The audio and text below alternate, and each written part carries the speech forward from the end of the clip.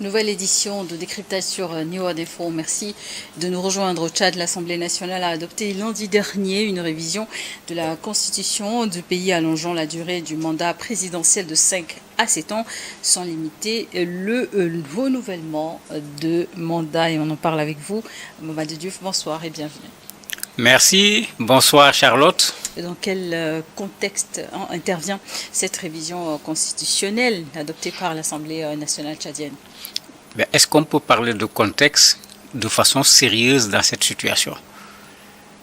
Le Tchad a adopté sa constitution pratiquement à la fin de l'année 2023. Nous sommes en 2025. C'est-à-dire, si on parle sérieusement de constitution, on est en face de deux situations. Ceux qui ont fait la constitution tchadienne sont des incapables. Ils n'ont pas été capables de mettre en place une constitution qui puisse exister pendant 3 ans sans faire l'objet de modifications. Ou bien comme d'habitude, on a tellement voulu tailler la constitution à la mesure d'une personne qu'on a oublié que c'est un instrument juridique. Ce n'est pas un habit. Et ils l'ont peut-être trop taillé, c'est trop serré. Il faut retourner chez le tailleur pour qu'il élargisse. Ou bien c'est trop large, il faut aller voir le tailleur pour qu'il diminue. Moi, c'est ça qui me dérange dans cette affaire-là. Est-ce que la Constitution est un tissu qu'on coupe, qu'on découpe? Non, ce n'est pas cela la Constitution. C'est la charte fondamentale dans un pays. Ça c'est le premier aspect. Qu'est-ce qu'il y a au Tchad, d'un point de vue politique, d'un point de vue social, qui explique qu'on révise la Constitution? C'est tellement vrai qu'eux-mêmes, ils ont cherché un terme parce qu'ils savent que c'est tellement pas pertinent qu'ils parlent de révision technique. Bon, je ne sais pas de quelle technique il s'agit. Parce qu'effectivement, c'est difficile d'expliquer aux gens comment une constitution qui a été approuvée il y a quelques années par les populations, on a besoin à l'instant de revenir sur cette constitution. Il y a ce problème qui est là, qui se pose de façon objective. Maintenant, quand on voit les choses qui ont été retouchées dans la Constitution, mais on se rend compte qu'on est toujours dans les mêmes problèmes, quoi. Nos constitutions, les gens aiment toucher, retoucher, manigancer, ou bien pour utiliser le terme habituel, c'est le tripatouillage habituel des constitutions dans les pays africains. Il y avait quelques changements, quand même. Par exemple, la durée du mandat qui passe de 5 à 7 ans. Justement, pourquoi est-ce que cela suscite autant de réactions? En fait, quelle est la pertinence du passage de 5 à 7 ans? J'ai vu la réaction d'un député qui dit les élections coûtent cher, on ne peut pas organiser les élections tout le temps. Ils sont revenus à 5 ans. Mais le 5 ans me semble raisonnable. Puisqu'il y a un débat sur soit 5 ans, 2 mandats, ou bien 7 ans, un mandat. Mais le 7 ans... Dans le cas tchadien, il n'y a aucune précision de la limite de mandat. Ah non, il ne faut pas dire qu'il n'y a aucune précision. Ça sera renouvelable à l'infini. C'est ça qui est en train d'être mis dans la Constitution. Non seulement c'est 7 ans, mais c'est renouvelable à l'infini. Donc le Tchad va aller rejoindre le Cameroun, si je peux le dire ainsi. Il faut voir dans quelle situation on est quand on donne l'argument financier. L'argument financier ne tient pas. Ce que les gens détournent dans nos pays dépasse largement l'argent qu'on utilise pour organiser des élections. Et les élections ne s'organisent pas chaque année. Les élections s'organisent tous les 5 ans.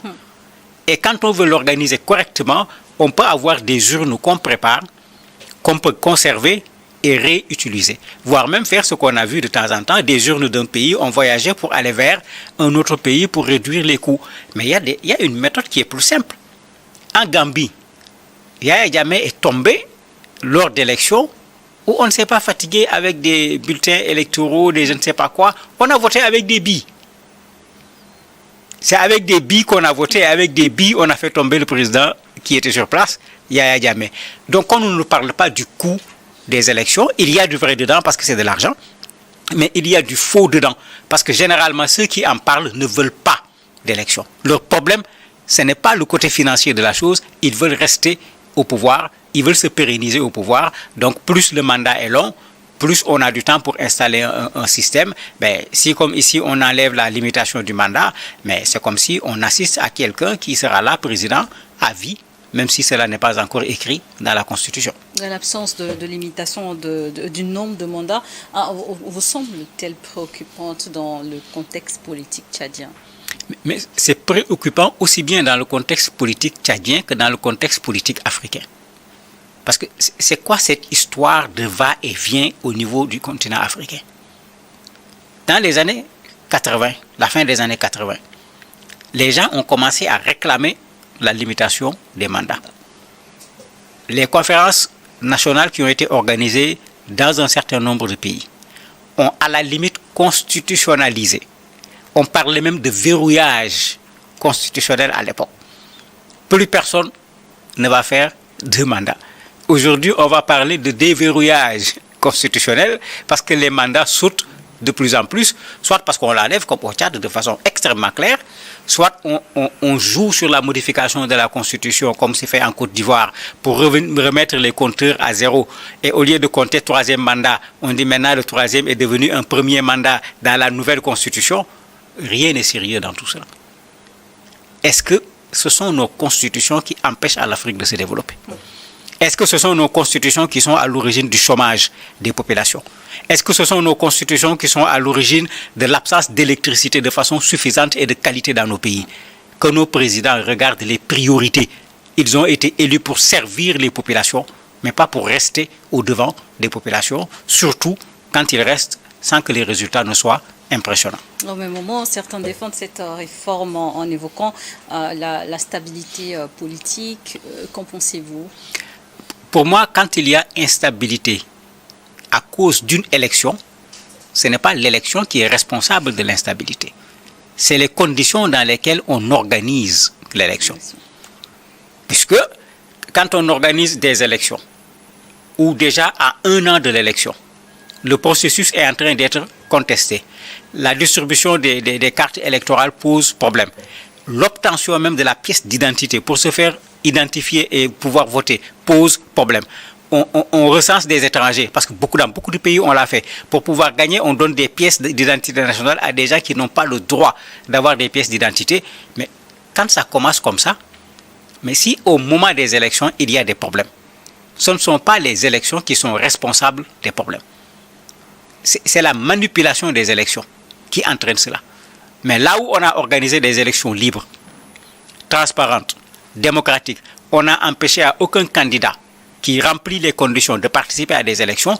Dites-moi dans quel pays en Afrique on a organisé des élections dans les règles et à cause des élections, il y a eu instabilité. C'est toujours le contraire. C'est quand il y a manipulation des élections, c'est quand il y a fraude électorale, c'est quand on empêche à certains d'être candidats, c'est quand on oblige même certains candidats à quitter le pays pour ne pas pouvoir présenter leur candidature qu'on se retrouve dans ce genre de situation. Donc ce ne sont pas les élections.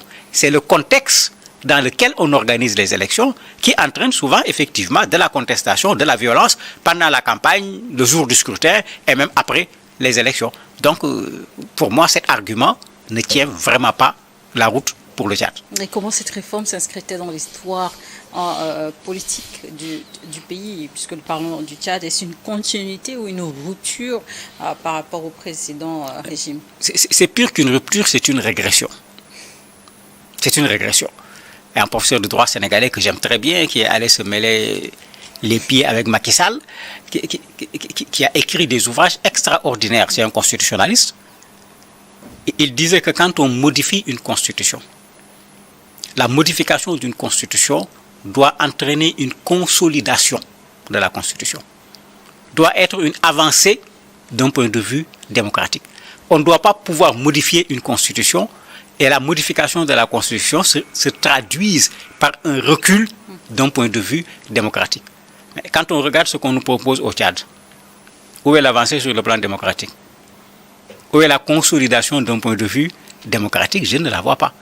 Bon, c'est vrai qu'on y a ajouté, on va financer la campagne électorale des partis politiques avec les fonds publics, mais on connaît l'expérience de pays où vous avez fini de faire la campagne, on ne vous a pas encore versé l'argent avec lequel vous devriez faire la campagne électorale. Si c'est pour ça, je ne vois pas à quoi ça va servir. Il y a d'autres pays, comme chez moi au Sénégal, on a plus de 300 partis. Si vous votez un budget, si vous le divisez par 300, je me demande comment les partis vont pouvoir se débrouiller pour véritablement pouvoir faire campagne électorale dans ces conditions-là. En fait, il y a la création d'un poste de vice-président. C'est pourquoi, mais les constituants, ils n'avaient pas vu que le Tchad avait besoin d'un vice-premier ministre plutôt. Ils n'avaient pas vu que le Tchad avait besoin d'un vice-premier ministre. Mais il faut qu'on soit sérieux. Cette constitution date du 29 septembre 2023. Les enfants qui sont nés le 29 septembre 2023, là, ils sont encore des enfants. Il ne faut pas commencer à porter plainte contre eux. Ils ne sont pas capables de commettre une faute. Qu'on pratique cette constitution, alors qu'il y a d'autres aspects dans la constitution qui concernent le peuple, qui concernent le droit du peuple, qui concernent la liberté du peuple. Ces aspects, on n'en parle pas. On ne les pratique pas. Et on vient retoucher ce qui permet à quelqu'un, j'allais dire, de s'éterniser dans son pouvoir, alors qu'aucun pouvoir n'est éternel. Et quels que soient les remparts qu'on va mettre, tous les pouvoirs qui sont tombés, on n'a pas toujours su par où c'est passé, et puis c'est tombé. Ce n'est pas cette constitution qu'on modifie qui fera que lui, il pourra avoir le pouvoir à vie. Il n'a qu'à tirer la leçon par rapport à son père, qui voulait également un pouvoir à vie. Non, mais plutôt encore parler de démocratie, hein, si les règles du jeu sont modifiées pour permettre, par exemple, une concentration prolongée du pouvoir. Non, pour moi, il faut faire franc jeu. Il faut déclarer la royauté du Tchad une bonne fois pour toutes. Parce que c'est ça qui est ridicule dans ce que les gens font. On continue à dire république. On continue à jurer devant la Constitution. On continue à jurer de respecter et de faire respecter la Constitution. On parle d'état de droit. On parle de souveraineté. Vous entendez les gens dire tout un ensemble de mots, mais dans la pratique, ce qu'ils font, c'est tout le contraire de ce qui est écrit sur ce texte fondamental sur lequel ils ont juré pour devenir président de la République. Ou bien pour eux, jurer n'a aucun sens. C'est juste une formalité administrative qu'on fait pour pouvoir porter le chapeau de président de la République. Mais non, un être humain doit avoir une certaine dignité. Et nous sommes en Afrique. La parole pèse autant que la signature dans nos cultures. Mais où est le poids de cette parole? Et puis au Tchad, ça en est trop. Déby est arrivé au pouvoir sur la base d'une sorte de coup d'État militaro-constitutionnel, puisqu'il y avait les deux. Il y avait les militaires, il y a la Constitution qu'on a sabotée pour qu'il passe. Il a refait un coup d'État par rapport à la charte de la transition, où il ne devait pas être candidat. Finalement, il est devenu candidat. Il est en train encore de modifier pour rester au pouvoir. Mais après, que celui-là parle de souveraineté. Il parle de quelle souveraineté? Le point de départ de la souveraineté, c'est le peuple du Tchad, qui choisit qui il veut et qui décide du temps du mandat, parce que c'est le peuple qui donne ce mandat. Où est le peuple dans ça? Ce n'est pas un référendum, c'est au niveau de l'Assemblée. Et vous avez un député là-bas, ou bien un député, parce que je me demande comment il faut appeler même ces gens-là, qui est allé plus loin. Lui, il demande qu'on lui donne un mandat à vie. Et il a osé dire ça, tout le monde a suivi. Bon, quand vous avez dans un pays des gens qui sont détraqués jusqu'à ce point-là, et c'est ça qui va faire qu'après l'opposition va se mobiliser. On dit il y a la violence au Tchad, on accuse l'opposition. C'est-à-dire on laisse les causes, on s'attaque aux conséquences et on pense qu'on peut trouver une solution, mais ce n'est pas possible. Et quel impact cette situation pourrait avoir sur la participation citoyenne, mais surtout sur la confiance du peuple dans les institutions du Tchad? Mais on retourne à ce qu'on vivait dans nos pays avant les années 80. Vous avez un président de la République qui ne l'est que parce qu'il y a les forces de défense et de sécurité qui le protègent. Personne ne le reconnaît. Personne. Il n'a véritablement aucune représentativité réelle. Mais comme c'est le président de la République, on peut mobiliser les écoles, on peut mobiliser les structures de femmes, on peut mobiliser, quand il passe, vous voyez toute la foule qui est là, qui l'accueille. Vous avez l'impression que c'est l'homme le plus aimé de la Terre. Mais comme nous, on dit les journalistes, allez en off. Vous interrogez les personnes. Mais ce que les gens vous disent n'a rien à voir avec les applaudissements qu'on a vus devant le président de la République. Et ça crée finalement cette rupture. Et une véritable rupture, je dirais même un fossé entre des gens qui sont au sommet de l'État, censés être les représentants des populations, et des populations qui ne les reconnaissent pas du tout. Mais à qui on a privé de tous les moyens d'expression, y compris le moyen d'expression le plus simple, c'est-à-dire de sortir marcher pour dire je ne suis pas d'accord. Dans beaucoup de pays, si tu sors pour marcher, on va t'obliger à courir. que tu le veuilles ou pas, tu vas courir alors que tu avais prévu de marcher tout simplement. Mais en ce moment, qu'on simplifie les choses, qu'on dit que le Tchad c'est une royauté. Il y a des crimes de lèse-majesté. Il y a sa majesté Déby qui est là. Ceux qui ne veulent pas, si vous voulez, quitter le Tchad, mais le Tchad est devenu une royauté. En ce moment, toutes ces choses dont on parle, on les oublie. Dans ces conditions, quels scénarios politiques peuvent émerger à court ou à long terme dans le pays? Tous les scénarios deviennent possibles. Puisque le premier scénario, on voit une opposition qui commence déjà à contester. Celui qu'on considère comme le chef de l'opposition, Pahimi Padaké, commence même déjà à demander aux populations de se mobiliser, clairement. Il y a un regroupement également de l'opposition qui, lui aussi, dénonce ce qui s'est passé et qui considère qu'on est en train de violer les textes fondamentaux du pays. Mais c'est par ça que la contestation commence. Après, vous demandez une marche, on vous l'interdit. Vous dites que la marche est dans la Constitution. Donc, vous nous autorisez, vous ne nous autorisez pas, on va marcher et on connaît les conséquences. Qu'on se rappelle ce qui s'est passé avec les transformateurs, on n'a pas encore le véritable bilan, mais on parle de 300 morts. Combien de blessés, combien de personnes qui se sont retrouvées handicapées, etc. Est-ce que le Tchad doit être dans ce perpétuel recommencement de ce qu'il y a de pire pour le pays et en particulier pour les populations? Mais où est la réflexion? Quelles leçons on tire de l'histoire récente du Tchad avec les transformateurs? Qu'est-ce qui les avait amenés à se mobiliser autant? Qu'est-ce qui avait amené les populations à accepter de suivre Succès Masra? Mais c'est parce qu'à un certain moment, les populations en avaient ras-le-bol. Et c'est pourquoi nous sommes souvent en situation je ne sais pas comment il faut l'appeler, de dégagisme. Enlever un président, au point qu'on ne réfléchit même plus sur qui on met à sa place, parce que les gens n'en veulent plus tout simplement. On ne réfléchit plus sur qui on va mettre à la place du président. Mais il faut qu'on soit clair sur nos options. Quand on choisit l'option constitutionnelle, mais c'est un choix clair, avec des règles, avec des normes, du sommet à la base. On ne peut pas réclamer le respect des normes à la base, alors qu'au sommet, on ne respecte pas les normes. Ceux qui n'en veulent pas, ce n'est pas compliqué. Il faut convaincre ces populations. Vous organisez un référendum, on installe son Altesse au sommet du pays, et puis bon, il n'y a plus d'élection. Le problème ne se pose plus. Merci, Mamadou Diouf, d'avoir partagé avec nous vos analyses sur la situation tchadienne. Merci à vous également de nous avoir suivis dans le décryptage du jour.